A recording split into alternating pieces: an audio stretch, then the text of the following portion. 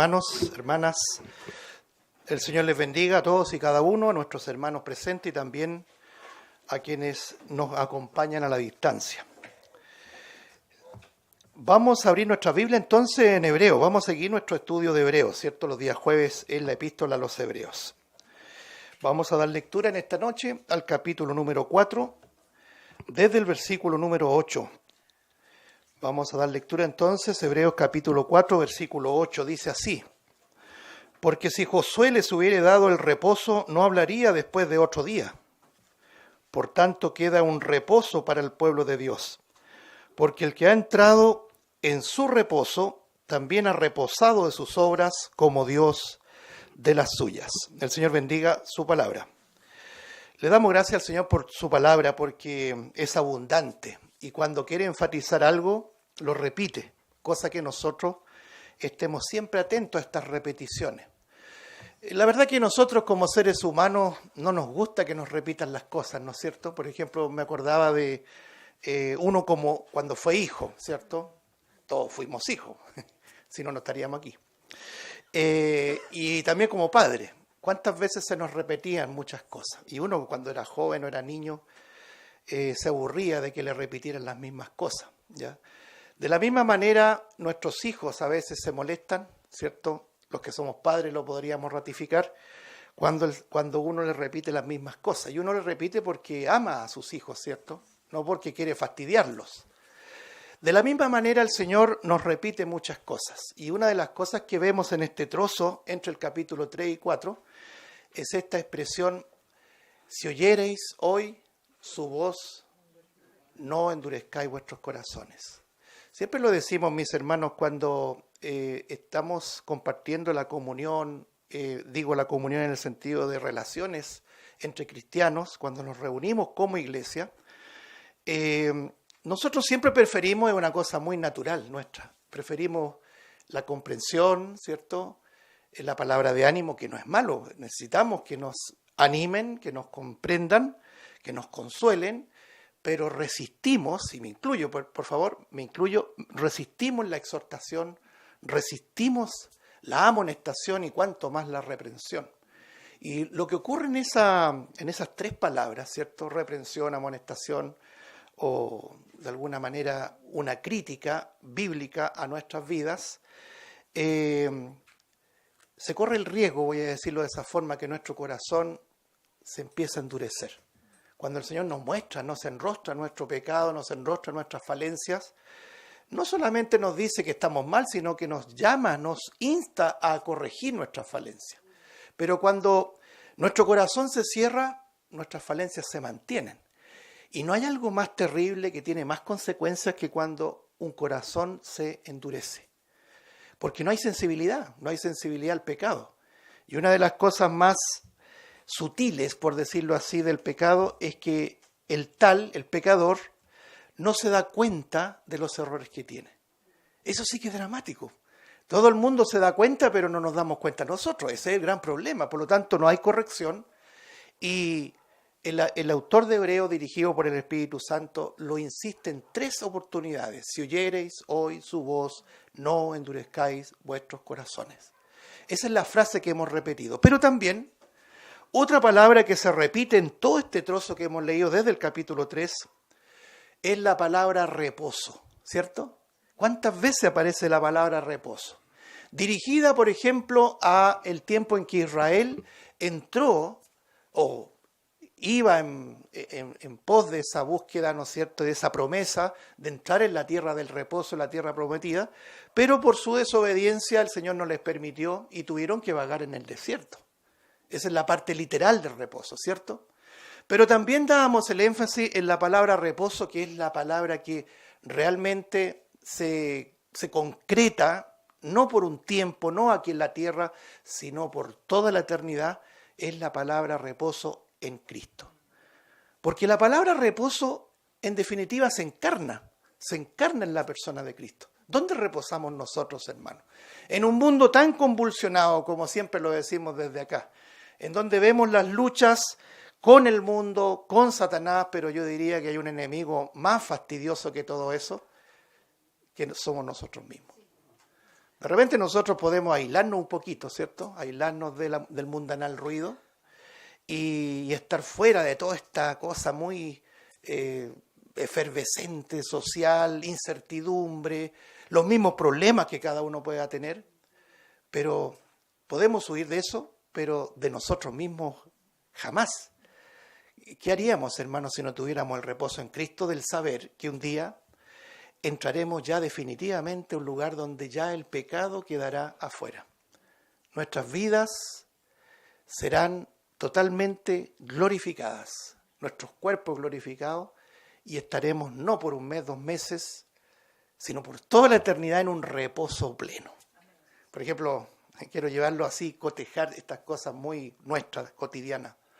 Por ejemplo, las vacaciones. Aquí nuestros hermanos se tomaron unos días y como lo pasaron, le decía, lo pasamos, descansamos harto, pero nos duró para siempre.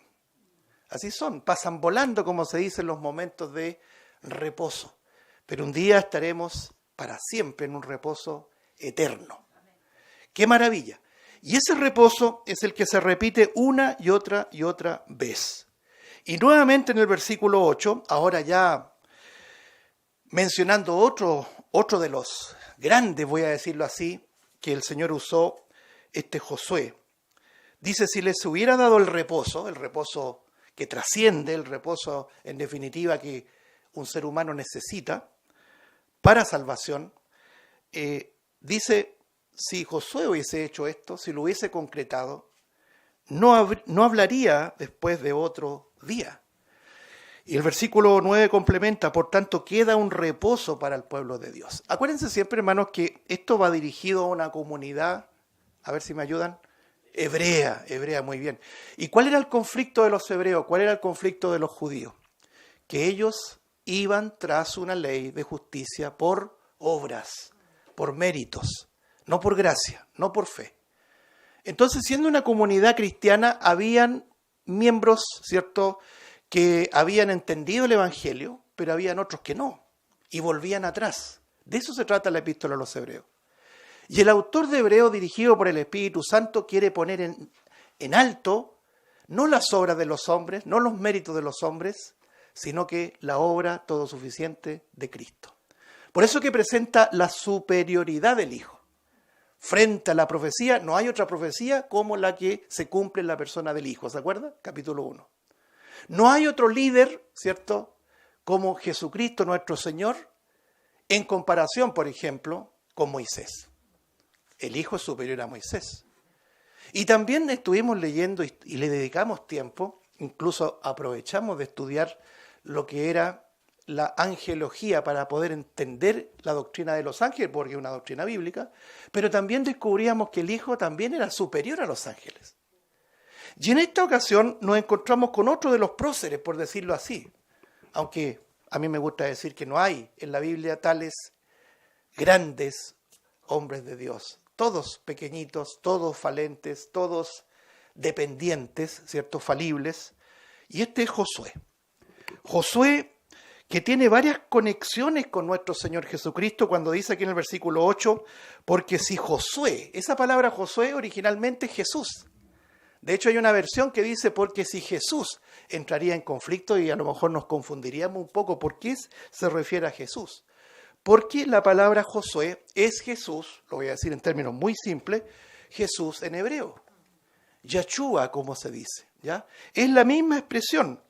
Y fíjese usted que ahí descubrimos, si usted le gusta la etimología, el origen de las palabras, descubre que la palabra Josué lleva consigo lo que se conoce como tetragramatón. ¿Qué es el tetragramatón? 4 letras que no pueden pronunciarse.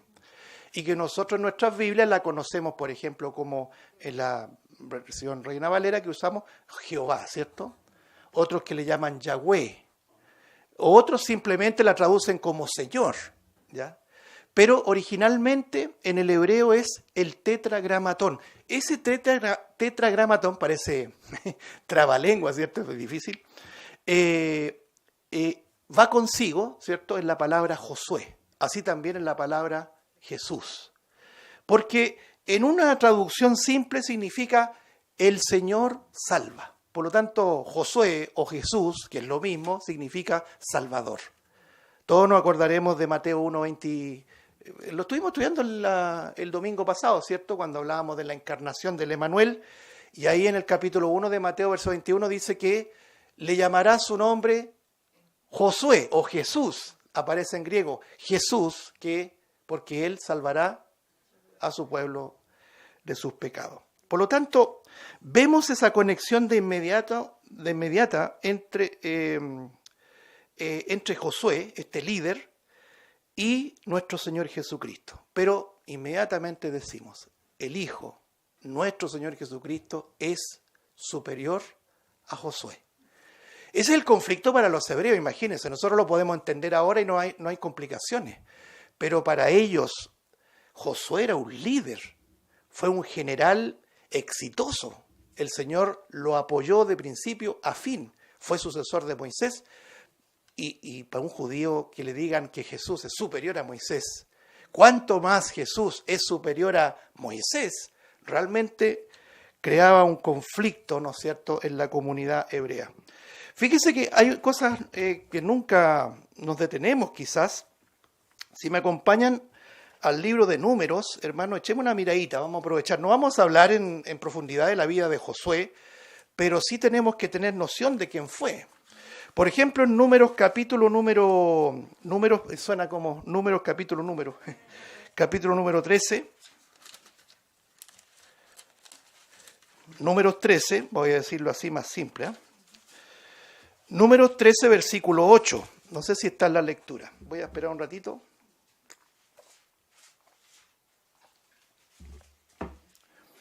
Dice así la palabra del Señor. Números 13, 8. De la tribu de Efraín, Oseas, hijo de Num. Usted dice, bueno, ¿y qué tiene que ver Oseas acá? Vea lo que dice el versículo 16. Estos son los nombres de los varones que Moisés envió a reconocer la tierra. Lea usted. Y a Oseas, hijo de Num, le puso Moisés el nombre de Josué. Es decir, originalmente, este líder se llamaba Oseas. Que también la palabra Oseas en el original, en hebreo, tiene la connotación de salvación, de salvador. Pero Moisés le cambió el seudónimo, le puso un seudónimo, un nombre, que es el que conocemos nosotros actualmente como Josué. Es decir, este hombre, hijo de Num, de la tribu de Efraín, ¿cierto? De la tribu de Efraín, fue escogido para ser parte del cuerpo de espías, ¿se acuerda? Que Moisés envió para descubrir la tierra prometida. Es decir, aquí nosotros vemos el inicio de este hombre que siempre estaba ahí. Esto es muy interesante porque si nosotros también vemos la historia de la iglesia y vemos nuestro propio historial como miembros de iglesias, vemos siempre hermanos que siempre están. Porque sería muy absurdo pensar que el Señor use a alguien que nunca está. Y eso también es importante, es como que se traduce la vida de Josué en un ejemplo de vida. Para que el Señor nos use, ¿qué tenemos que hacer? Estar. No estar ausente, sino que estar presente. Entonces en esa fidelidad, en esa presencialidad, en eso involucrarse en la obra, vemos a Josué como brillando siempre, estando siempre al servicio del pueblo de Israel. Muy interesante la vida en ese sentido, la vida de este Josué. Ahora, la primera vez que aparece Josué en las Escrituras es en esa batalla notable que la otra vez la estuvimos comentando. Si usted avanza, no avanza, sino que retrocede a Éxodo capítulo 17. Éxodo 17, donde vemos nosotros la guerra, ¿no? La batalla, la guerra con este Amalec. El Señor manifiesta una dureza con los amalecitas porque ellos se comportaron de una manera terrible con los hijos de Israel. Y resulta que asoma, yo lo voy a llamar así, este brazo derecho de Moisés, ¿ya? Que se llamaba Josué. Este que siempre estaba allí. Fíjese usted que lo vemos acá en el capítulo número 17 de Éxodo, no sé si estamos ahí en la lectura en el capítulo 17, versículo 9, por ejemplo, dice Éxodo 17, 9, o tomémoslo del versículo 8. Dice, entonces vino Amalec y peleó contra Israel en Refidim. Verso 9, y dijo Moisés a Josué, escógenos varones y sal a pelear contra Amalec. Mañana yo estaré en la cumbre del collado y la vara de Dios en mi mano. Fíjese que el versículo 10 dice, e hizo Josué como le dijo Moisés, peleando contra Amalec, y Moisés y Aarón y Hur subieron a la cumbre del collado. Y sucedía que cuando alzaba Moisés su mano, Israel prevalecía, mas cuando él bajaba su mano, prevalecía Amalec. Y las manos de Moisés se cansaron, por lo que tomaron una piedra y la pusieron debajo de él y se sentó sobre ella. Y Aarón y Hur sostenían sus manos, el uno de un lado, el otro de otro. Así hubo en sus manos firmeza hasta que se puso el sol. Deténgase allí un poquito. Miren la necesidad de apoyar en una figura histórica, por supuesto, que existió. Todo esto fue real, pero también aplicamos una enseñanza espiritual para la iglesia de hoy. El líder, por más líder, también se cansa. Y ahí están los que lo sostienen, ahí están los que están presentes para animar. Dice el versículo 13, note, y Josué deshizo a Amalec y a su pueblo a filo de espada. Es decir, el Señor le dio la destreza a este hombre llamado Josué, Salvador, como un líder militar innato. El Señor, obviamente, en su soberanía y en su omnisciencia, sabía que él iba a ser el que iba a conquistar la tierra prometida. Uno se sorprende de muchas cosas, hermano, porque uno quizás hubiese escrito una novela humana, y hubiese dicho, bueno, yo escojo a Moisés y Moisés es el que conquista la tierra. Pero el Señor no permitió aquello. Entonces vemos ya el inicio de este militar, de este general, podríamos decir, en un sentido muy coloquial, de este brazo derecho, que estaba siempre presente. Y que dice el versículo 13, Josué deshizo a Amalec y a su pueblo a filo de espada, y Jehová dijo a Moisés, escribe esto para memoria en un libro, y di a Josué que raeré del todo la memoria de Amalec de debajo del cielo. No sé si ustedes se acuerdan, solamente como mención, esta guerra era muy trascendental, porque después nos encontramos con 1 de Samuel 15, cuando Samuel unge a Saúl, ¿cierto? Un rey escogido según los parámetros, según la mirada del pueblo, y precisamente le encomienda la tarea de destruir y de raer de la tierra en todo aspecto a este Amalec, a los amalecitas. ¿Y qué hizo Saúl? No lo hizo parcialmente. Porque ahí aplica también esta idea muy humana de decir, bueno, ¿para qué vamos a hacerlo del todo? Hay cosas que pueden servir, en fin. Acuérdense ustedes que en ese tiempo se aplicaba mucho lo que se conoce como el anatema. Todos hemos oído hablar del anatema, ¿cierto? El anatema, si usted lo traduce rápidamente, es algo maldito, pero tiene una connotación. Todo lo apartado como anatema debía indefectiblemente, esto lo dice Levítico, debía indefectiblemente ser destruido. Y en eso Israel pecó muchas veces, no solamente una vez. Entonces, hay una connotación interesante de Josué arrasando con los amalecitas. Tanto así que el Señor le dice, escribe esto, que quede, ¿no es cierto?, registrado lo que ocurrió acá. Este Josué fue un fiel colaborador y servidor de Moisés. Yo me acordaba de el apóstol Pablo cuando hablaba a los colaboradores suyos, ¿cierto? Menciona varios ahí.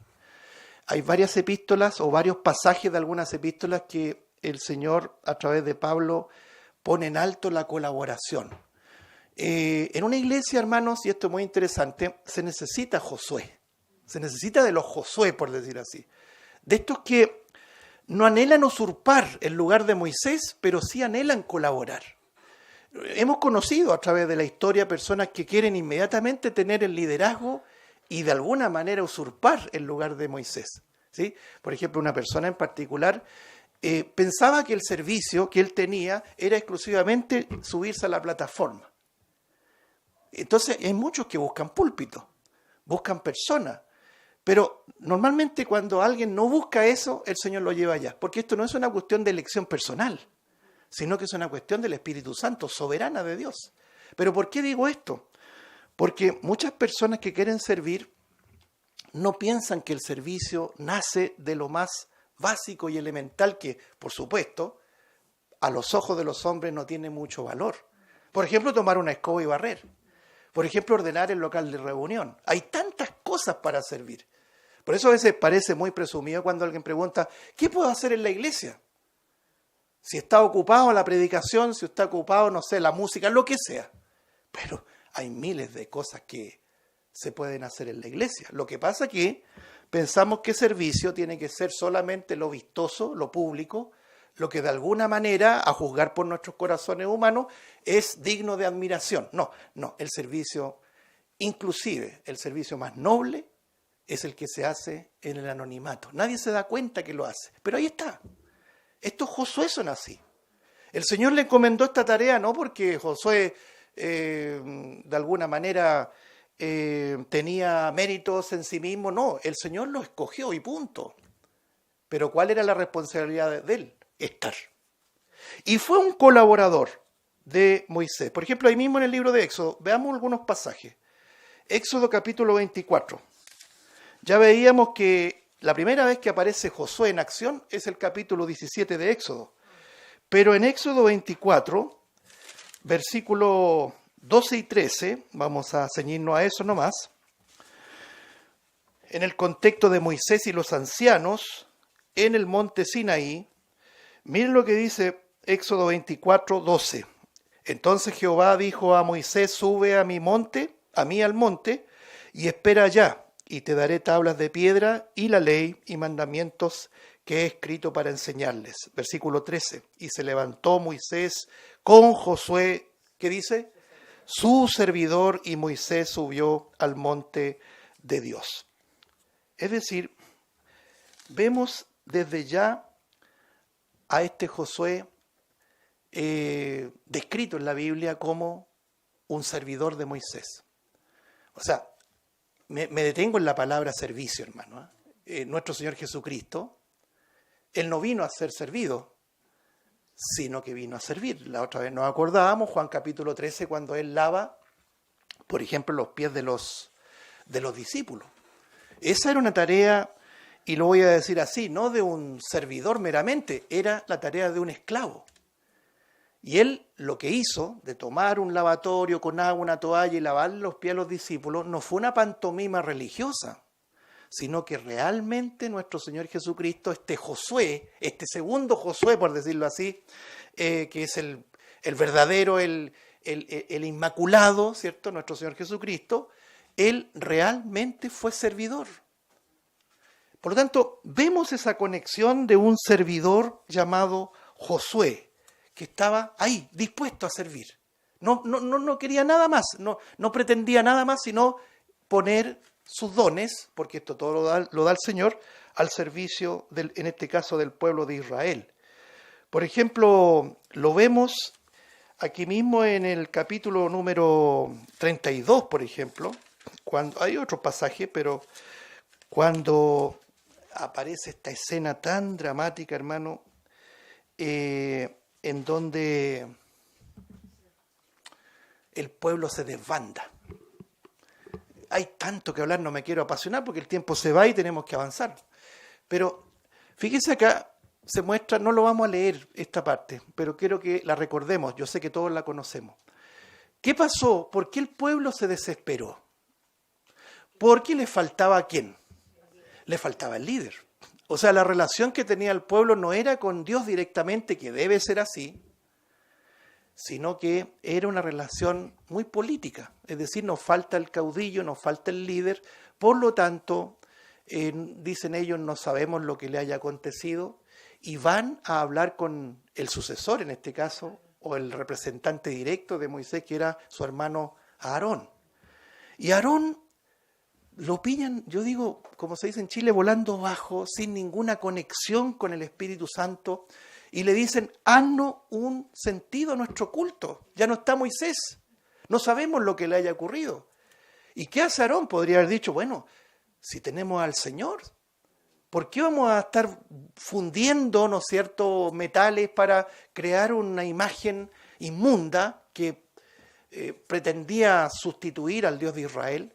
Pero Aarón no dice eso. Aarón le da a la gente lo que la gente pide.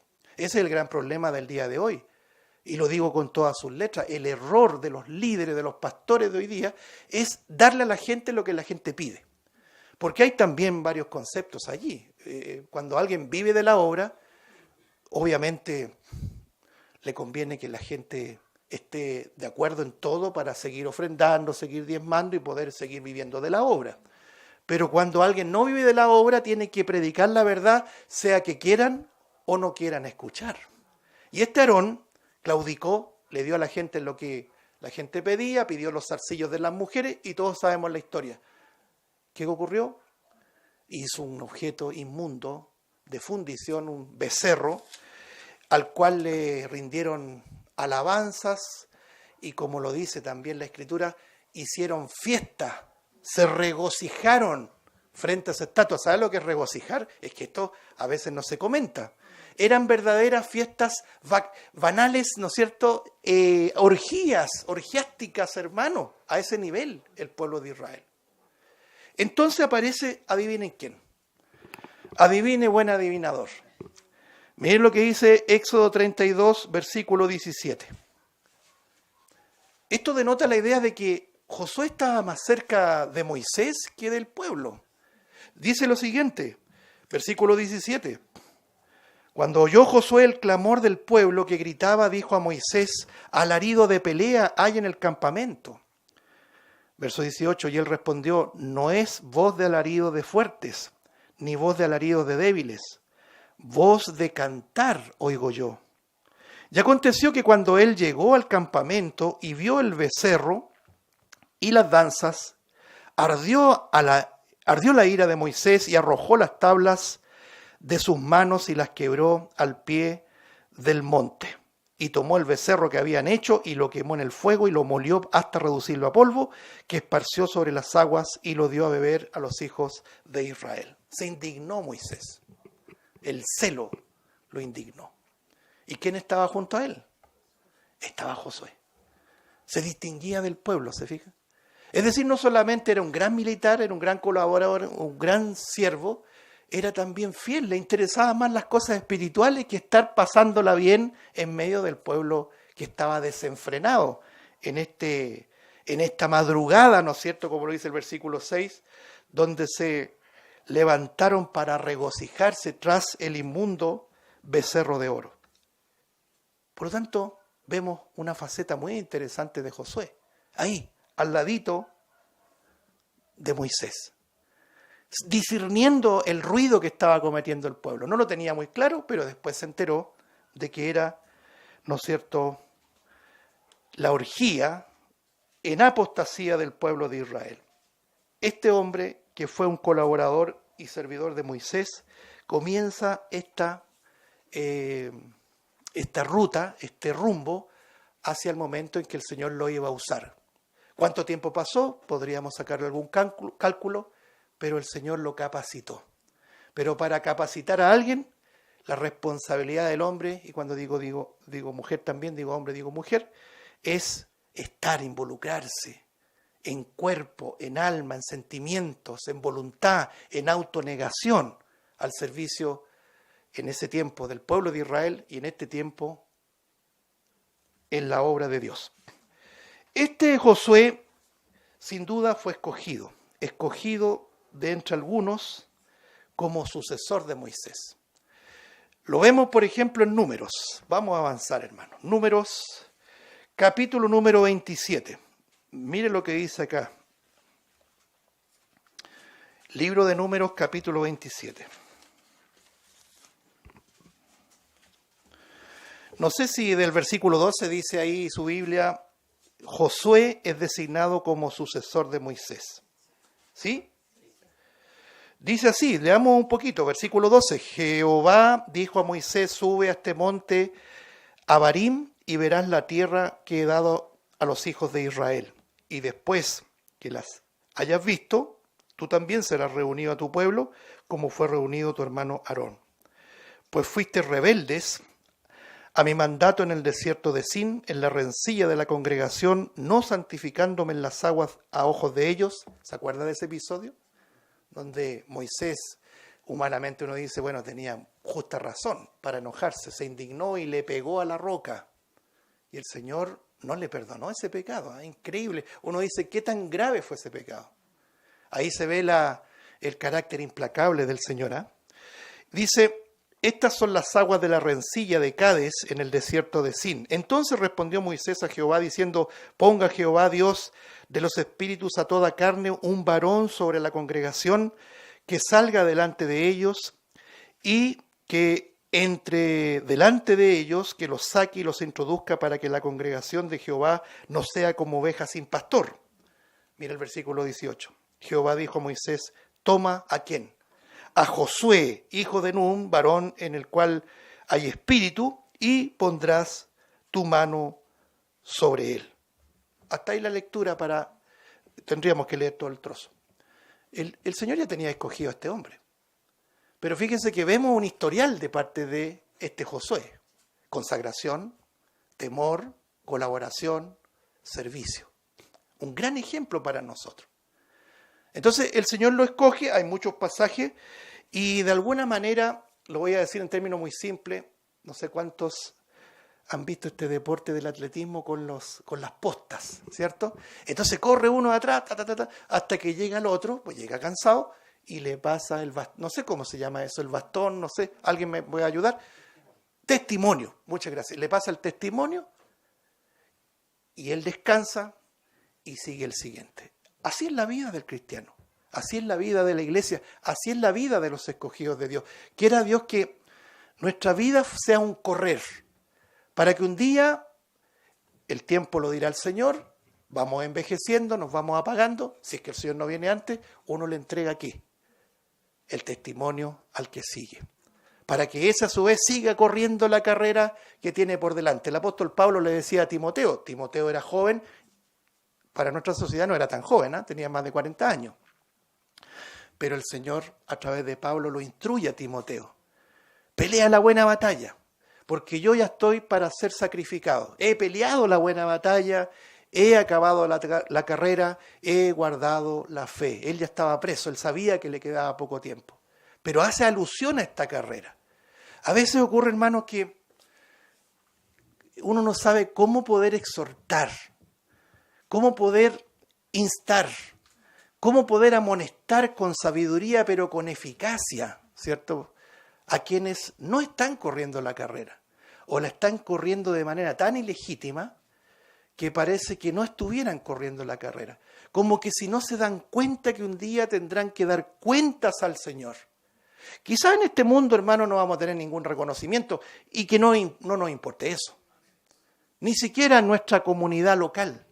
A veces uno vive, y no quiero de ninguna manera ponerme de ejemplo ni victimizarme, pero a usted le debe pasar lo mismo. A veces se recibe lo que se dice en Chile, el pago de Chile. El pago de Chile para nuestros hermanos afuera significa que alguien se puede esmerar, trabajar, hacer esto, y más encima, en lugar de recibir el ánimo, instar, recibe la crítica. Y eso es así. Pero ¿cómo se sobrelleva eso? Mirando a Cristo, mirando el tribunal de Cristo, porque ahí será el momento en que el Señor nos dirá, bien, buen siervo y fiel, en lo poco fuiste fiel, sobre mucho te pondré, entra en el gozo de tu Señor. Este Josué evoca todo esto, el colaborador, el servidor, el temeroso, el consagrado, el que estaba siempre atrasito de Moisés. Moisés se movía para allá y ahí andaba Josué. Y el Señor permite entender a través de este Josué que hay un sucesor, ¿ya? Porque ninguno de nosotros es indispensable, Eso también es interesante decirlo. Elías en un momento dijo, Señor, quítame la vida, esto se terminó porque soy el único, no hay más. ¿Y qué le dijo el Señor a Elías? Al tremendo Elías. ¿Se acuerda? Yo me he reservado 7,000 rodillas que no se han doblado ante los Baales. Quiera el Señor que el Señor ahí muestre, ¿cierto?, esas rodillas que muestran consagración, muestran servicio. Quiero que veamos este pasaje y vamos avanzando. En Deuteronomio capítulo 3.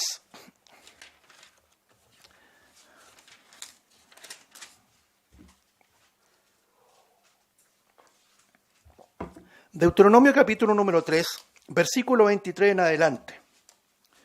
La famosa posta, voy a llamarla así.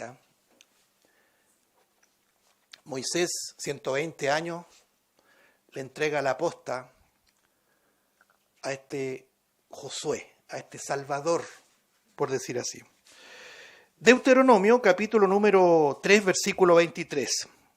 Aquí hablando en primera persona, dice: oré a Jehová en aquel tiempo diciendo: Señor Jehová, tú has comenzado a mostrar a tu siervo tu grandeza y tu mano poderosa. Porque ¿qué Dios hay en el cielo ni en la tierra que haga obras y proezas como las tuyas?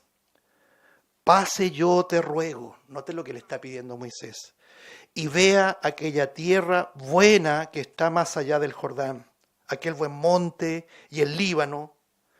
Yo me pongo en el calzado de Moisés. ¿Cómo le tiene que haber pedido entrañablemente esta petición? No hay hombre más manso que Moisés. Pero, dice el versículo 26, Jehová se había enojado contra mí a causa de vosotros, por lo cual no me escuchó. Y me dijo: Jehová, basta. Eso es, esto se termina. No me hables más de este asunto. Versículo 27. Sube a la cumbre del Pisga y alza tus ojos al oeste y al norte y al sur y al este y mira con tus propios ojos, porque no pasarás el Jordán. Yo digo, cuán implacable es el Señor, hermano. Uno dice: gracias, Señor, porque estamos en Cristo. Y el Señor no le niega nada a su Hijo. Por eso que somos agradables ante Él. Nosotros pecamos de una manera que no se compara con este pecado de Moisés, que fue un arrebato producto de un pueblo rebelde. No nos olvidemos, hermanos, que el Señor en un momento prueba la fe de Moisés y le dice: se acabó, yo voy a destruir a este pueblo. Y el propio Moisés intercede, cual Cristo intercede por nosotros, o el Espíritu Santo también es nuestro intercesor. ¿Qué van a decir las naciones? Nos sacaste de Egipto, nos trajiste acá y nos vas a destruir acá. ¿Cuál es la fama de este Dios de Israel, poderoso gigante? Entonces intercedía por un pueblo tosudo. Sin embargo, por culpa de ese pueblo, Moisés no pudo cumplir su anhelo, su sueño, la promesa de cruzar el Jordán y llegar a la tierra que fluye leche y miel, es decir, el reposo que buscaban ellos. No me hables más de este asunto. Cuán implacable es el Señor. Versículo 28. Y manda a Josué, le dice el Señor a Moisés, y anímalo y fortalécelo, porque él ha de pasar delante de este pueblo y él les hará heredar la tierra que verás. Es decir, no había nada más que hacer. Si nosotros seguimos leyendo esto, vemos que Moisés fue fiel hasta la muerte. Llama a Josué, lo anima, ¿cierto? Lo fortalece y le dice: tú debes guiar el pueblo. Y dice la Escritura: no hubo otro como Moisés. Cuando muere Moisés no hubo otro como él. Fue enterrado en las tierras de Moab y dice que su sepultura nunca se conoció. De hecho, el cuerpo de Moisés fue un misterio, porque Israel, el pueblo de Israel, a pesar de ser tan rebelde, lo amaba profundamente. Y obviamente se concluye de que Dios privó el cuerpo de Moisés de que lo manipulara, ¿no es cierto?, el pueblo, porque sin duda que hubiesen hecho de él un objeto de culto, de idolatría. Sí, acuérdense que la misma serpiente de bronce la transformaron en un objeto de culto, que después un rey la tuvo que destruir. Así era el pueblo, así somos nosotros. Y resulta que no hubo otro como Moisés y cumplió hasta el fin. Algo que uno dice en lo humano, no voy a entrar a la tierra por culpa de este pueblo, y más encima el Señor me reemplaza. Realmente la nobleza de este Moisés también es digno de reconocerla como una huella, ¿no es cierto?, para nosotros también. Ninguno de nosotros es indispensable, mis amados hermanos. Juan el Bautista dice, es necesario que yo mengüe y que Cristo crezca. Pero también el apóstol Pablo dice que los servidores deben ser hallados, ¿se acuerda? Téngannos como, a ver, lo voy a leer mejor, porque siempre se me va ese pasaje. Prefiero darme unos par de segundos y leerlo, ¿no es cierto? Esto está en 1 Corintios, creo, ¿no? A ver, ¿quién me ayuda? Capítulo 4. Dice así, versículo 1, 1 Corintios 4:1, así pues téngannos los hombres por servidores de Cristo. Estos servidores significa el esclavo de menos categoría. Eso es lo que dice el original. No los grandes siervos de Dios que hoy día son verdaderos pavos reales, no, verdaderos siervos, hermano. Dice, administradores de los misterios de Dios. Ahora bien, se requiere que los administradores, que cada uno sea hallado fiel. ¿Como quién? Como este Josué. Para ser usado y para recibir la posta tiene que ser una persona fiel, consagrada, temerosa, colaboradora. Que las críticas sean propositivas, no destructivas. Porque muchas veces en la iglesia uno recibe críticas, pero sin ninguna propuesta de solución. Eso genera decaimiento, apaga el espíritu. Pero muy distinto cuando hay una crítica y dice, hermano, mire, esto se está haciendo mal, pero hagámoslo así. Involúcrate también, hermano. ¿Cierto? Una vez lo decíamos. En la cancha, estos dichos son muy buenos, chilenos. En la cancha se ven los gallos. En las galerías es como cuando uno ve un partido de fútbol. Mira, este no le pegó aquí, el entrenador acá. Métete a la cancha y juégatela con los hermanos. Y propone. Critica, pero propone. Propositivo. Ese fue Josué. Un tremendo líder. Tanto así que el Señor lo embiste de poder, lo anima. Esfuérzate, le dice el Señor, y sé valiente. No temas ni desmayes. Todos conocemos el clásico Josué 1 al 9, ¿cierto? Mira que te mando, que te esfuerces, que seas valiente. A ver, vamos para allá mejor. Muy bien. Pero dice así, voy a ceñirme al versículo número 9. Mira, Josué 1:9, ¿cierto? Mira que te mando que te esfuerces. Es como Pablo le dice a Timoteo, esfuérzate en la gracia. Él sabe que tú y yo no tenemos fuerza, que claudicamos. El Señor también sabía que Josué era un hombre falible, dependiente como tú y como yo. Esfuérzate y sé valiente, no temas ni desmayes, porque Jehová tu Dios estará contigo en donde quiera que vayas. Este Josué, el Josué que fue alentado, fue escogido para suceder a Moisés y fue alentado por el Señor y termina un tremendo discurso al final de sus días. Por ejemplo, en Josué capítulo 23, versículo 6 dice, Josué hablando al pueblo, esforzaos pues mucho en guardar y hacer todo lo que está escrito en el libro de la ley de Moisés, sin apartaros de ello ni a diestra ni a siniestra, para que no os mezcléis con estas naciones, esto es santificación, que han quedado con vosotros, ni hagáis mención, ni juréis por el nombre de sus dioses, ni los sirváis, ni os inclinéis a ellos. Capítulo 24, versículo 14. Estoy terminando. Ahora pues temed a Jehová y servidle con integridad y verdad. Y quitad entre vosotros los dioses a los cuales sirvieron vuestros padres al otro lado del río y en Egipto, y servid a Jehová. Y si mal os parece servir a Jehová, escogeos. Hoy, ¿a quién sirváis? Si a los dioses a quienes sirvieron vuestros padres cuando estuvieron al otro lado del río, o a los dioses de los amorreos en cuya tierra habitáis. Este pero es muy importante que lo podamos decir en esta noche. Pero yo y mi casa, ¿qué dice?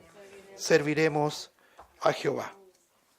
Jehová cruza el río, lleva al pueblo, envía espías, conquista Jericó. ¿Se acuerda todo eso?